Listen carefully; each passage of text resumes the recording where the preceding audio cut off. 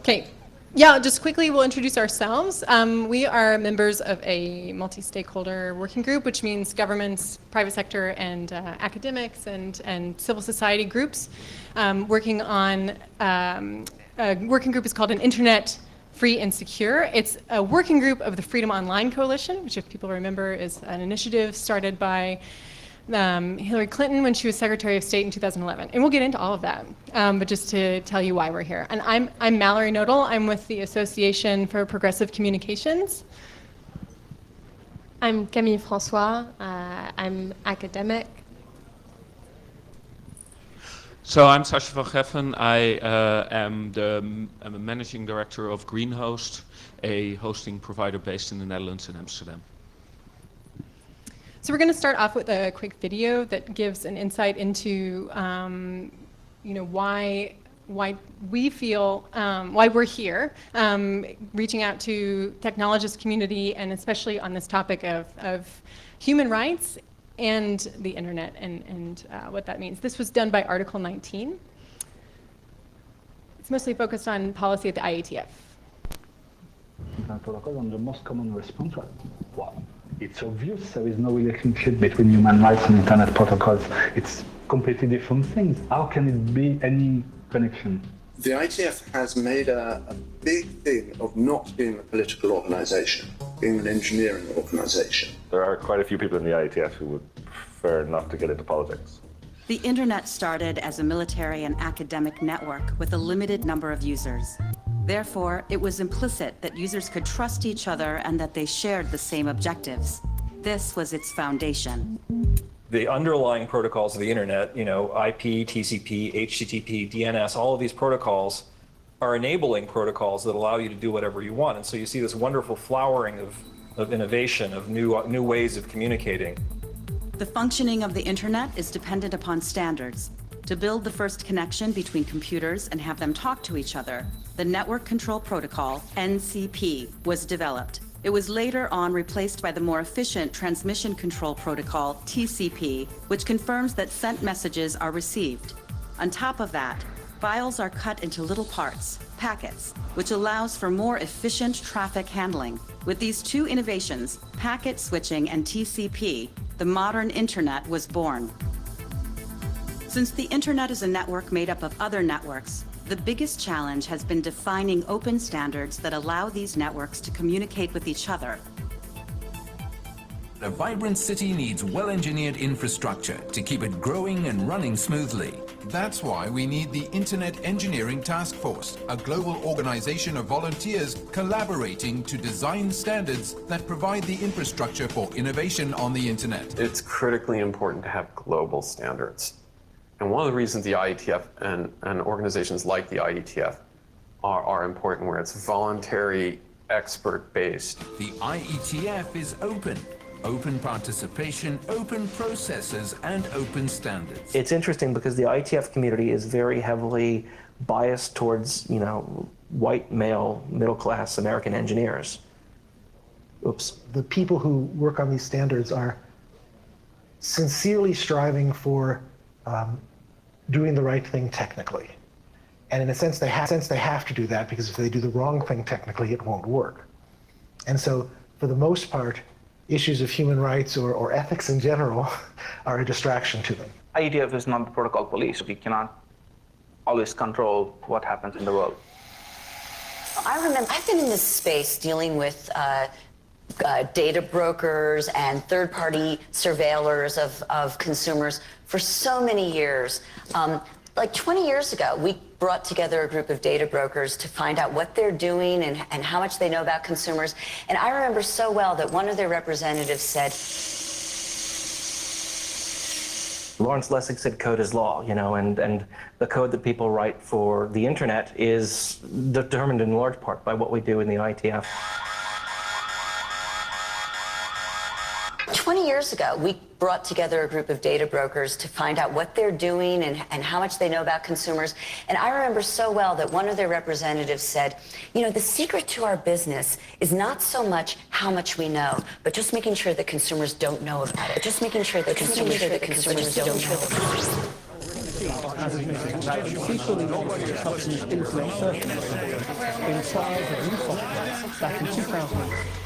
It soon became clear that the internet was no longer a trusted space.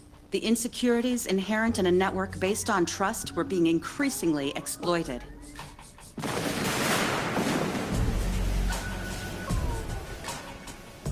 The internet works because we have machinery that's designed that implements particular ideas, particular protocols, particular rules about how communications work. And if you do something that violates those rules, your communication won't work. We now need to think what the future internet should look like, what we want to keep, and what we want to leave behind.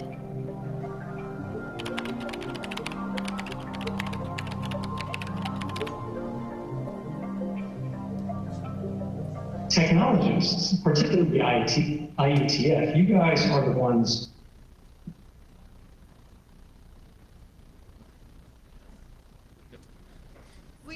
You can go on, you can find it online. It's called Net of Rights.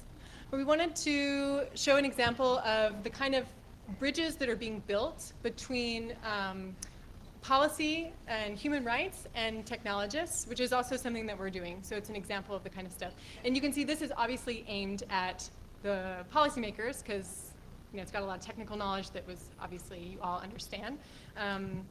So we're here. Let me explain some more context that I started at the beginning. We're here on a mandate for this working group to promote a human-centric notion of cybersecurity. If you look at sort of the North American model of cybersecurity, it's all very related to it's securitization. It's sort of building off of the Patriot Act. It's kind of cyber terrorism.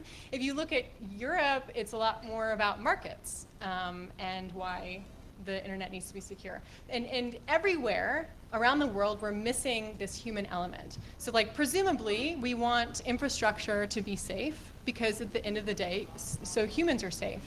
We want markets to be sound because that promotes prosperity for citizens, but this is not an explicit goal of cybersecurity. And so we're really, we're raising these questions in all sorts of places. We've had, like our working group is bigger than us, of course. We've had events, Eurodig, at RightsCon, at several different places. This is just one of the stops along the way, and particularly we're here because as members of that working group, this is sort of more our audience. We're technologists, academics studying technology, and so we, as a part of this, we actually want to have more discussion than to actually present anything because as part of our mandate, we actually want to improve the work that we're doing to make sure that it's useful to you all, actually, to hackers that are already kind of interested in human rights anyway. So I'm not going to say much more other than you can find outputs from our working group that has been going on now, what, 2 years? More than 2 years. So we defined cybersecurity. So the definition that we created that defined cybersecurity in just a couple sentences put humans at the center, and that we've been promoting, and it's been picked up by a couple of different places, saying this is a good example of how we would define cybersecurity. The other things we've done is write a series of articles and analysis that connect this work in other spaces like the IETF, like the UN, various places. And then we have a set of policy recommendations that we are shopping around to policymakers actually writing cybersecurity related legislation to give them an idea of the best practice. Do ask lots of people what they think and involve lots of people. Don't sort of frame this as humans are threats. That sort of thing. It's like a whole set of them. So you can find those things on the Freedom Online Coalition website. I'm going to turn it over now to Sasha here, who's going to talk a lot more about the connection between technologists and the work that we're doing. Yeah, so first of all, I think you've heard the word cyber more than you would ever hear in any kind of conference that deals with actual cyber stuff. Of course, we, at least as academics and technologists, don't really like that term, except for if we're describing some fiction from the 80s and 90s. But on the other hand, cybersecurity and all the terms that are prefixed with cyber are the terms used in the political debate, and that's the debate that makes the rules on what we can do, what will be filtered, tapped, and stored for the next generations. And so if we don't use those words, the people that we want to change their opinions of will not really relate to it. So that's to explain why we've been burdening you with this like terrible cyber thing. So the rest of the day, so during this talk you will hear it more and more. After that we will probably only talk cyber in the way of cyber. So one of the things that we actually really want to achieve as a working group, and that I firmly believe in, is to get the notion to technologists as well as cyber policymakers that the end user or the endpoint in computer security is actually the most important point to protect. And that actually directly makes it a way of protecting human rights as well. So this means that protocols should not be, and techniques should not be insecure in the way they're built. End-to-end encryption should not be forbidden in law. It has all these kind of like very deep implications based on a very simple premise of this cybersecurity to protect the end user and not only to protect the interests of like large corporations or governments. Actually, it changes the narrative in a way that we can now say, actually you governments and corporations, you're not doing enough in terms of internet and cyber security. You're doing far too little because you're not protecting the end users. You're only protecting some of your systems, but in the end your CEO or your finance department is still going to use computers, and they are going to get owned by the backdoors that our governments want to have. And so that backdoors can also be used by others. So what we basically want to achieve is shifting the debate from what is a cyber offense debate. So what are our tactical capacities to like attack other people or to attack individuals, to a cyber defense debate. How can we make sure that all the end users, that all the citizens are protected against all these potential threats? And that's by actually trying to enforce and push forward new encryption techniques and more secure computing. So I think it was in our last, we did a round of discussions about this subject with other groups like policy and technology groups. And in one of those groups, I remember Bruce Snyder being around.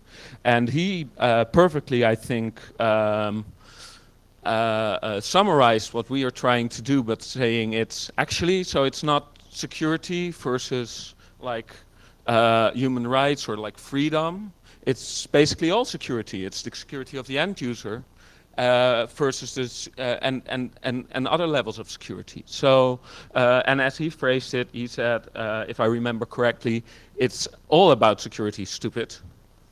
So with that, I will hand over to Camille, who will get back, I think, a bit more into the whole cyber narrative. Oh no, don't do this to me, Sasha. It's not nice.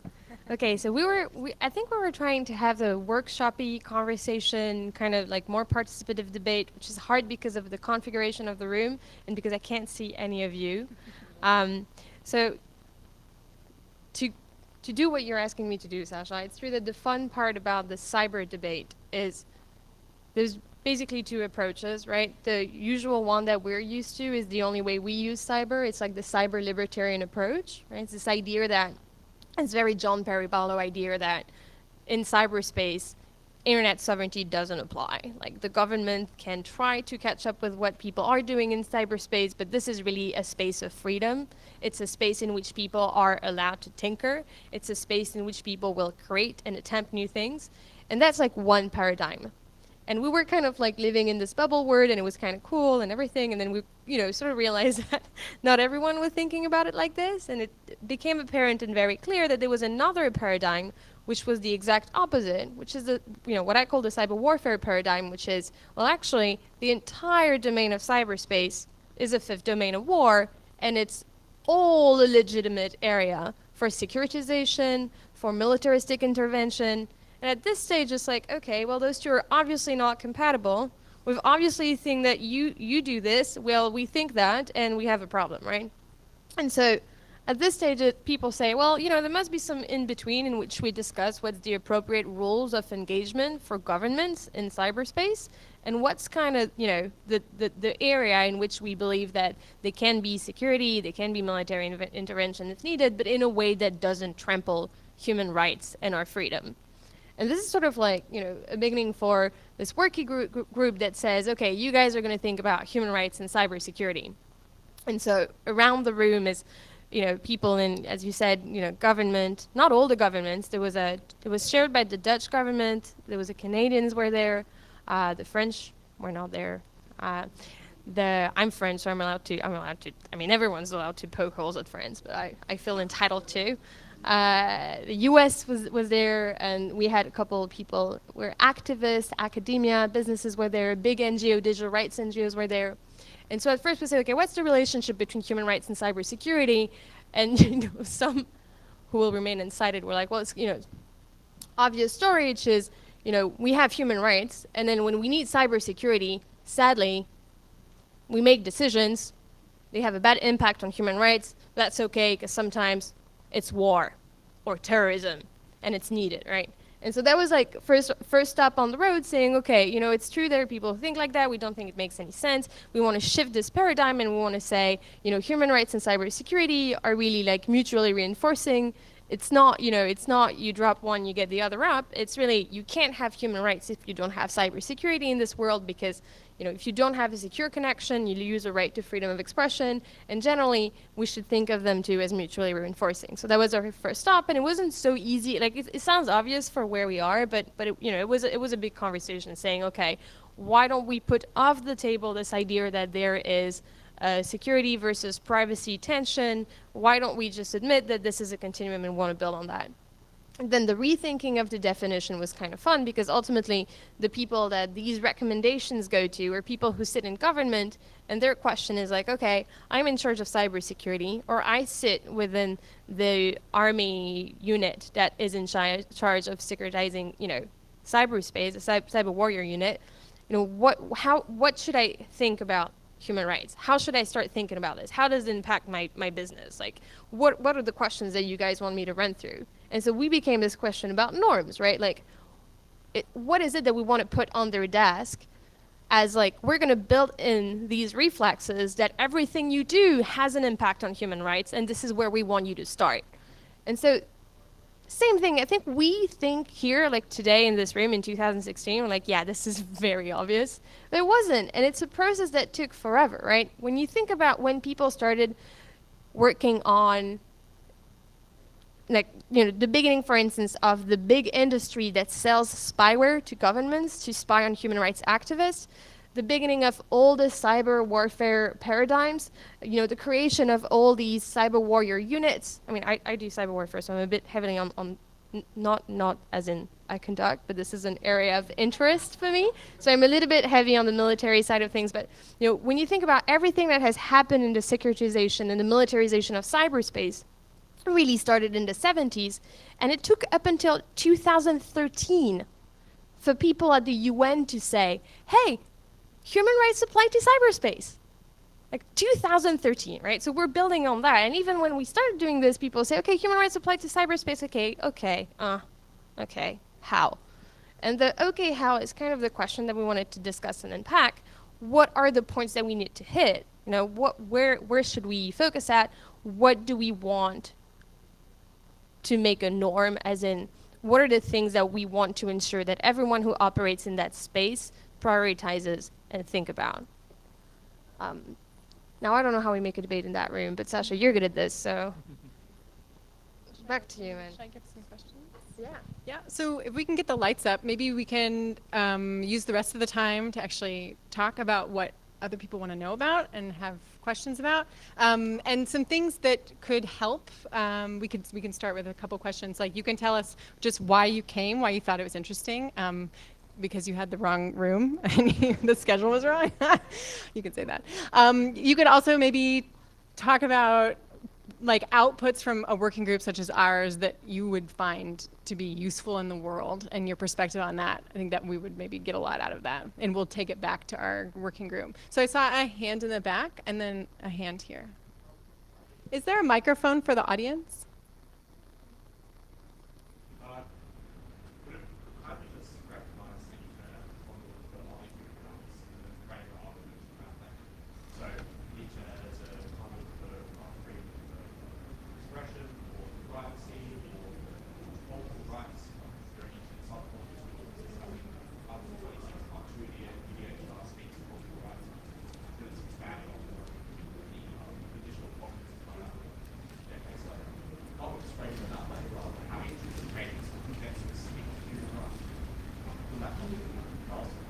Absolutely. So the question was, can we just frame the internet as a conduit for human rights, and why are we trying to? I think that is actually what we're doing. So we're not trying to say that the internet is a human right. We're actually, and I think it goes beyond that, because I think, as Camille was saying, it's understood now in this sort of policy world that human rights apply online as a sort of space. There's still, because there's a lot of sectors involved, and there's still not sort of wide recognition, or that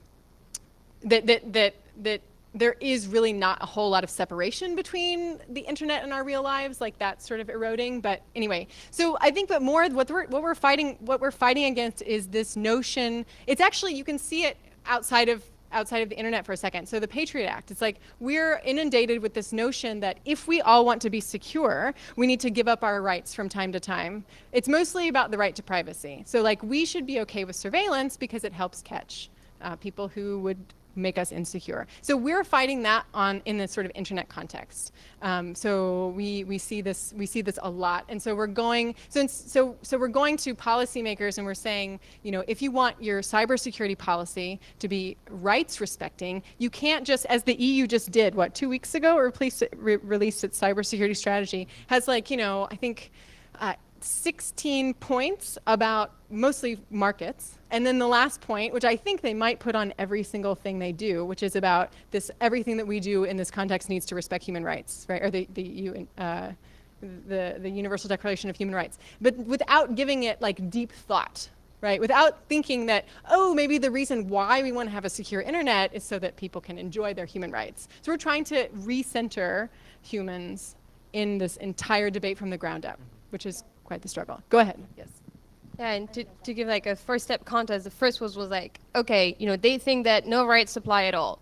Okay, we're over that. Then they were like, okay, maybe we can craft like internet special rights, like, okay, you got rights, but we're gonna make it special for the internet. And we're like, no. There's a thing called the human rights. Like, it was hard enough to get out the door. The people agreeing on it, like, it's a legal framework. It's pretty good. Like, now let's use that and apply it to internet. So we're like, okay, human rights apply online as well as offline. Big win. But now what does it actually mean? It's really hard to get to the details, right? So once you've said that, and you have people who agree with that, but then they're like, even though that is the case, massive internet shutdown when we think there's a little bit of unrest in a country is totally right? Like, has no overlap with freedom of expression or anything. And you're like, so it's like the bringing it down to a level of detail when it becomes helpful, and when it becomes applicable to specific situations. Maybe it's massive internet shutdown. Again, maybe it's the export of spyware that governments buy to spy on and hack onto human rights activists. The bringing it down to where it matters and making norms applicable to the reality of situations that people face is really like the last leg of the effort. Just to very shortly add to this, I think.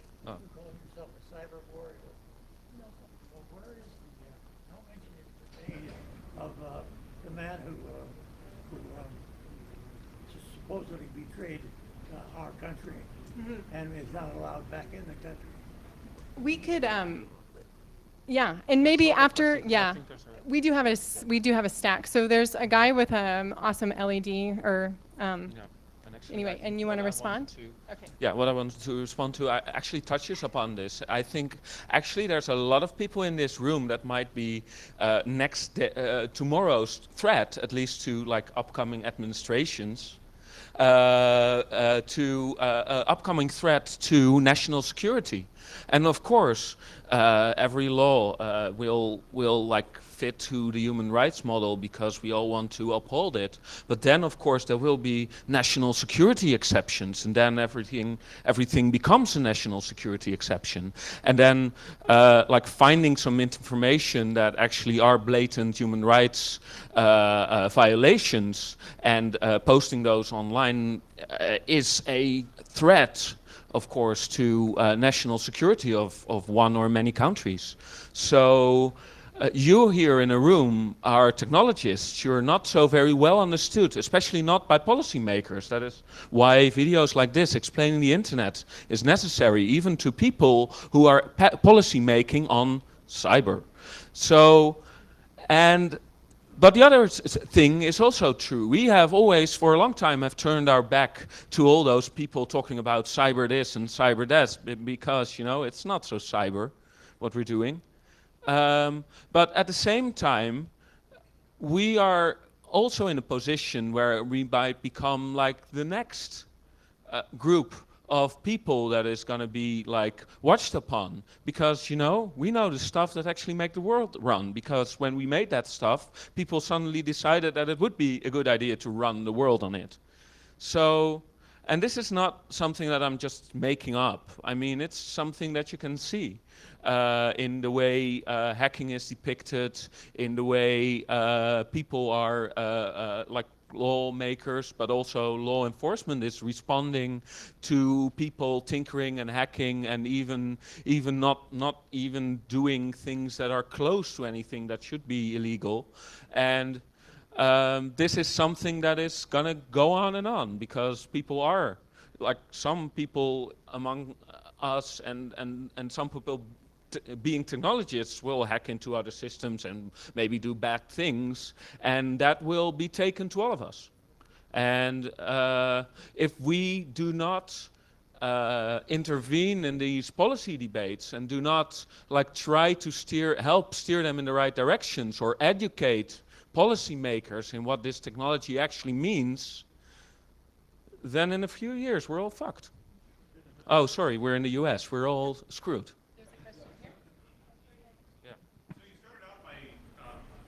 Bashing the IETF and the IEEE for setting standards. What specific technical changes do you want to make that are not currently supported and are in fact being blocked, as you assume, by the IETF? Oh, that was misunderstanding. So I don't. Anybody else disagree with that statement from that video? What statement are you talking about? Like that video started out by bashing IETF. But these were all people that go to the IETF. Right. This was an interview of technologists with IETF. What technically do you want to change? So regardless of the bashing or not, what would you like to change? Sure. Yeah, go ahead. You want to go? I think I have maybe a differently phrased question. I'm working with a commissioner who's been appointed with writing a report for the White House on enhancing national cybersecurity while protecting our privacy. And I would be very interested in knowing, instead of cataloging problems and dealing with symptoms, it's very tempting to just address symptoms. How can we address underlying issues? What may be a direct recommendation that you would make, if you could, to the White House in terms of enhancing national cybersecurity while protecting privacy, or just advice that you would give to the commission members who are tasked with writing this report? Right, we can take them as separate questions. I see some overlap, but not total. So yeah. Yeah, I want to take the IETF question, because I agree with you. It's actually unclear. This video was made, I think, by them, right? Yeah, it's an IETF video, and I don't know why they started with that quote. I think that, you know, it suggests that human rights is a sort of like additional concern that they sometimes get to when they have time, and that's back of their mind. It's not my experience working with people in this community. I know a lot of people who think that protocols are going to change the world and are going to make us stronger in terms of human rights. I can think of a series of actual changes that have happened at the IETF that create a stronger, more secure, more free internet. And I think this is our number one protection, protection by protocol, human rights embedded in the protocols. I think is something we all believe in. And just wanted to clarify, I don't know why the statement was put in this video by the IETF. I think it's for them to say oh, you might think we think like that, but we don't. And I think we all agree that, protocols is our first line of defense. Now, where we get to is people who don't speak protocols and people who, whose action break protocols, what is it that we get in front of them? And they are the audience for that work, right? So the norms, they don't go to people who do fantastic technical work because A, I think they're already thinking about this a lot. B, I think that they are the first line of defense and they don't need to be lectured about human rights. It's more the rest, the rest of the people who say they care about cybersecurity, as you said, people who are in charge of making cybersecurity policy, people who are, if we talk about U.S. institutions sitting in all the security institutions from DHS to U.S. Cybercom, including, everything that's in between the NSA and all of that, those people, what is it that they should know about or think about in terms of human rights? So just wanted to clarify that in case, I agree with you, it was confusing. I watched it and was yeah.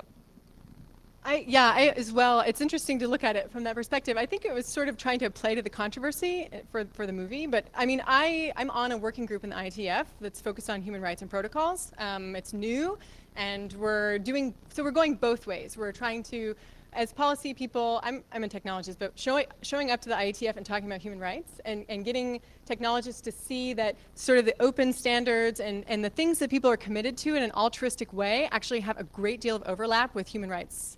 The way it's phrased in the Universal Declaration on Human Rights and human rights law. So, and then the other way, right? And so we want more technologists involved in policymaking. So we're trying to build that bridge, and it's really, really important.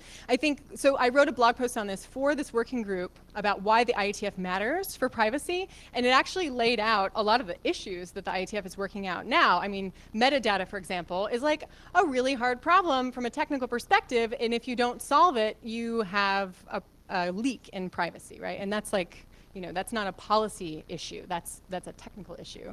There are lots of these things like OSCP stapling. We can go on. And actually, 2 years ago, Daniel Kahn-Gilmore, who is on that screen, had an excellent talk here that talked through some of those IETF-related things. I would just like to really quickly answer your question about what are some concrete things. So the recommendations you should definitely download. It's a point-by-point, they're point-by-point recommendations for people who are writing policy.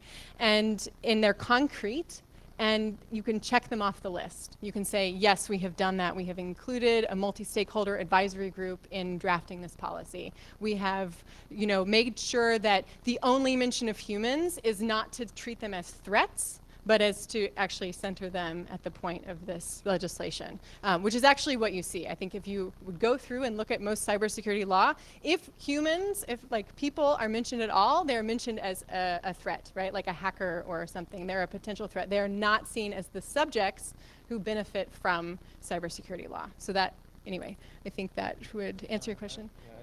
Yeah, sure. Yeah, maybe I have just for the room a few concrete additions, because I saw some nodding when there was an ask for concrete stuff. I think concrete stuff that I can think of is a push towards using all secure protocols on all levels. Fixing problems with the security of internet routing, BGP, fixing problems with the security of other systems that make the internet work, but at the same time also can be misused, like DNS. And then there's a lot of other old standards that have some great additions that sometimes have already been published and should be implemented. And sometimes there are policies and or there are even standards that still need to be pushed or standardized in this part of the process. I think if it comes to policy, if you want to protect citizens, then the basic point to start is protecting the citizens and not necessarily protecting the institutions that were made in the first place to protect the citizens. Because what is happening in a lot of times is that the protection of those institutions becomes more important than the protection of the citizens. And I think the whole narrative about national security exceptions is the kind of thing that epitomizes that narrative. And I think that narrative is in essence completely wrong. I think every law should be able to cope with any kind of thing it tries to defend, and there shouldn't be a kind of like specific exception that you can invoke almost every time. Because we're not talking about something that happens like once every 100 years. We're talking about a lot of the things that are called national security exceptions are happening all of the time. And then you can say, yeah, but the world has changed. Yeah, well, we've seen like, I mean, we saw a lot more deaths even by terrorism in the 80s than we're seeing right now. And I'm not saying that the world is a fun place and that we should not, that we should build our systems to like aid everyone in doing everything. But I think also as citizens we should allow for let's say security forces, if they want to actually find actual criminals and not civilians, to have proper methods to do that in the actual world. And that's probably, it's going to be more expensive, but it's probably also going to work better. All of the last like few attempts and succeeded and failed attempts at terrorist attacks already had a lot of data, but it was just not that people collected or metadata that they could construct with hindsight. Sorry, yeah. Related to this, there are two states of emergency right now. There's one in Turkey and then one in France for like 6 months. Both had attacks, violent attacks, and dying, coup in Turkey and terrorist attacks in France. How do you see that impacting the conversations that you're talking about, the recommendations that you have? Because state of emergency, basically, kind of the rule of law goes out the window, the government does what it wants to do. I want to take these questions about government because I think, to be really honest, I think somehow they're a little bit unfair for us to address because we sit in a working group with governments, right? And we are the ones having to talk about this. And so when you say, you know, like, hey, can we get something concrete? I agree with that. Like, our recommendations are super vague. You know why? Because they have to go through an interagency approval process and they're signed and endorsed by the governmental members of this working group. France is a part of the Freedom Online Coalition. We had a fantastic meeting in Mongolia last year. They were nowhere to be seen, right? So I'm not saying activists and academic and NGO people can't produce great, super specific recommendations. I can cite you like a list of them, right?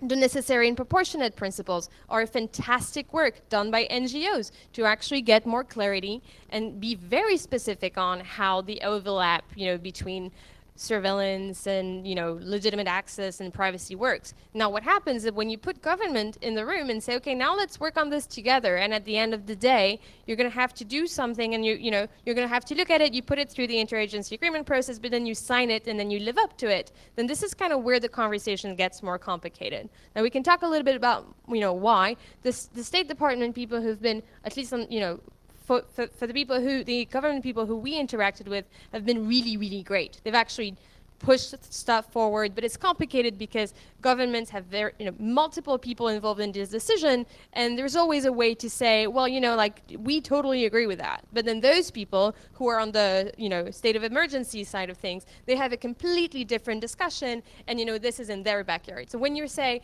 like, yeah, why can't we be more concrete, is because when you say, okay, let's talk about, for instance, the vulnerability equities process and how it pertains to human rights. People say, We can't talk about that, or don't have the mandate, or this won't go through the interagency approval process, or the right person's not in the They room. really led Right? the charge. So the Internet hard doesn't part about belong to vendors. The internet doesn't belong to government.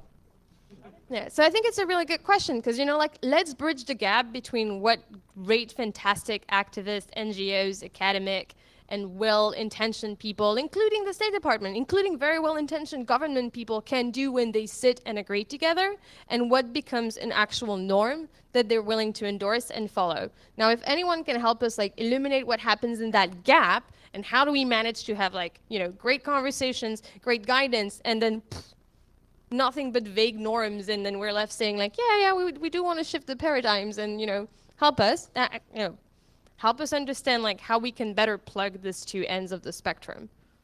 There was a question over here. Yeah. So being in the United States, we haven't signed the conventions related to disability, discrimination against women, or convention on like protecting the children. Is there some sense that the United States not being a part of this is holding back the implementation of those human rights conventions internationally? And if so, what's the impact on the internet? So I can think for ADA compliance on websites, very few websites are available online. Being an example. Absolutely. I mean, I'll speak more generally about this issue of signing things and then follow-up. So that is absolutely a consideration. What if they don't sign? I'm actually going to talk about what if they do sign and then what, because this is this happens, right? So the Freedom Online Coalition, I told you, was set up as an initiative of a few countries, the United States being the major one, in 2011. And so it's so you have to be a state, so it's a member state organization, coalition. There are 23 members, and then they sort of invite civil society, academics, and technical people, randomly to come and do things like a working group. There was a really great moment when they had the Freedom Online Coalition in Tallinn. They had a Tallinn agreement come out, and if you read it, it's quite good. This is pre-Snowden. There's stuff in there about surveillance. Like, it's really solid. There's been zero, and all the member states signed it. US, Canada, Australia. Can we go through the Five Eyes? Yeah, they all signed it, right?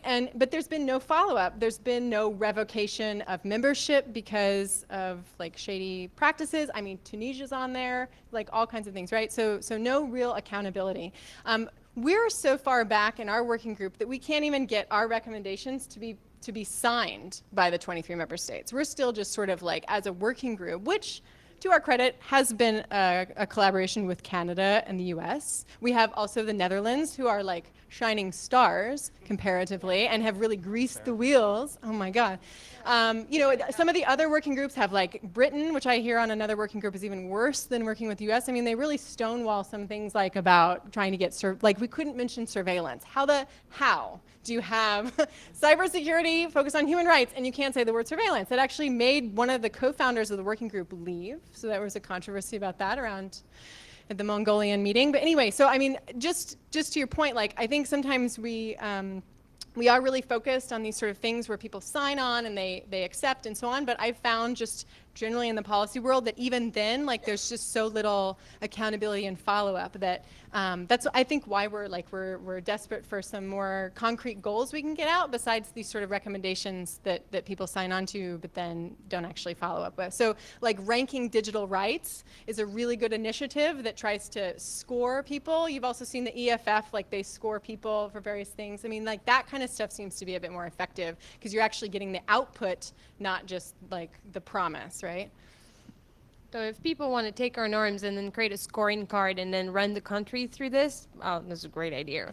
But I just want to, I just want to highlight though that, to Canada and the US's credit, they showed up. Like there are a lot of countries who are part of this coalition who never showed up. That's, yeah. So I think there are some more questions.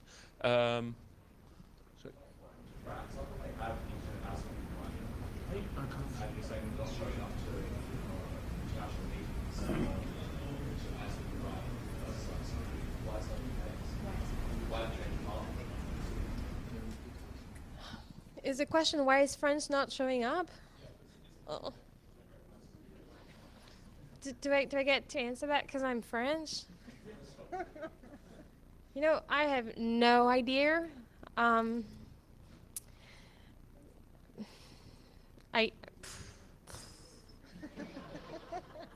you know, who has shamed them into not showing up? Not many people either, right? Like, yeah.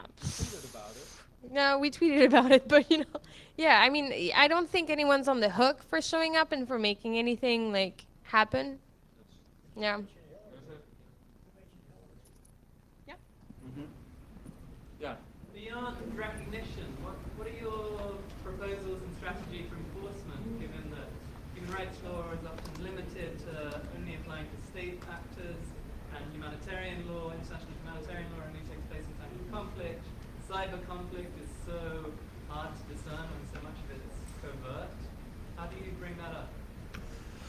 So I think for me, but that's mostly, I think, from my standpoint as a technologist, is what I try to achieve at least is that if we now develop sound encryption for end users or for either data in rest or data in transit, that those are not going to be forbidden in 5 years. That to me would already be like a major thing to achieve. I think we're at that point where we can't just, and that's what I was trying to say, I don't think that policy is going to save the world, but it's also not, I'm sorry for your Silicon Valley folks, it's also not technology that's going to save the world.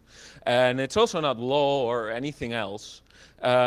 So if we want to keep the world a bit sane and or improve on it, then we should work on all the fields. And I think what we are trying to do here is at least make sure that things are always shifting in one way, right? It's always like intelligence agencies, police, military getting more power. And not necessarily getting less, right? It's very hard to shift things back from that perspective. So trying to change this narrative and talking about we should protect the end user, and that should also be a goal of policymakers. So that might even be saying, well, if you're handling any kind of private data, then all the connections should be encrypted. And that is something that the companies that are handling the data should do, et cetera, et cetera. So it's this kind of things, I think, that could help getting a better defense on the very outskirts of what the internet is, like the end user. And if the end user is better defended because we have a more secure internet and a more secure computing system, and even talking beyond that with the kind of Internet of Things, also more secure fridges and any kind of instrument that can be used to kill people, that you just have in your home with an internet connection on IPv6 without any way of protecting it from others, like turning it a bit down so your food goes to waste or worse. I also believe in the small step strategy. If you get them to say, okay, I signed this document, I made it as X government in collaboration with people, and that's going to be my norm, then the next best thing is like, okay, what's another document that outlines norms for you that actually serves as a guiding blueprint for an organization that's concerned? A good one is a national cybersecurity strategy. All these countries have national cybersecurity strategies that they publish, they share, it's best practices for them, and their cybersecurity agencies actually are in charge of abiding by this rule, right? So if you get them to the norm and then you look at the national cybersecurity strategies, the US one's actually pretty good, but if you look at the French one, there's no mention of privacy, no mention of freedom of expression, no mention of human rights whatsoever. And so if you're someone who works in the cybersecurity agency, you legitimately can say, I'm sorry, I've never heard about human rights. And it's true, because none of the documents that actually set out a blueprint for the job you're going to do mention any of that, right? So if you get to the norm, we can look at what's the next best thing that's actually going to be used by the practitioners on the government side that is supposed to determine their strategy. I'm not saying it's going to save the world, but I think it would be a good first step. I'm definitely not saying the national cybersecurity strategies will save the world. So I think one practical step we can take towards this, and this is never going to happen, but dream with me for a moment, is if governments would start publishing specs on their actual network infrastructures and things like that. And I think most of us here are in the opinion that if your system can't undergo scrutiny, then it's not secure. If that breaks it, that's a pretty weak system. So I think, like, we would never see an RFC for prison, but could you, like, it would not get very far if they would have written. You know what I'm saying? That's right. Like, so I think if we can kind of enforce some sort of documentation of how they're interacting with the nation's information systems, I think that would go a long way towards abuse of that system. Yeah, and I think that's a really good idea. And something that, just sort of in my experience with internet policy generally, that sort of less developed countries would be way more open to. I mean, I think you see a lot of like open legislation initiatives, like in Latin America. It's happened a bit in Europe, I guess. But you know, like I think a lot of where this sort of pretty weak feeling like policy work is actually quite impactful is in countries that don't really have cybersecurity policy yet. And I think those kinds of new ideas or something, like going out on a limb, like really looking at this from like an RFC, like putting it in that way is actually quite a great idea. Would maybe be something that people would consider. I mean, I think, you know, the thing is, openness is really useful, but again, like there's this perception that that the people are threats. They're not going to help, right? You know, technologists are at the table, but these are technologists that have gone to Ivy League institutions, that have spent time in government, that maybe they don't even have even really decent technical expertise, but they are again and again and again sort of, you know, expert technocrats, really. And so I think, you know, if you think that like, okay, opening up your infrastructure as a way of like getting a lot of eyes on it and making sure that it's quite solid, you know, that there's the impulse is not to say, oh, because there are a lot of really brilliant people out there that could help us. The impulse is there are a lot of, you know, evilly genius people that could like attack us, right? Like and that's what we're trying to shift, right? That's okay. Yes, you may. Yeah, one other thing, I think you're getting to a core piece of the puzzle we're trying to solve is that all these things are absolutely horribly overclassified. And more often than not, governments show up being like, yeah, we need to have a real debate about that. But I'm sorry, we can't tell you anything is going on, right? And so General Hayden, for instance, who's a former director of both the CIA and the NSA, was asked about cyber operations. It was like, yeah, that's, you know, definitely something we need to talk about. And he admitted that that thing was hideously overclassified. He said hideously overclassified. I think we have a real transparency problem, and the root of the transparency problem is how governments decide to classify things pertaining to cybersecurity and how that hurts the human rights debate that needs to happen in that space. That's a very good way back. Oh, that's our exit statement? I think so. Working group out. Thank you. Thanks.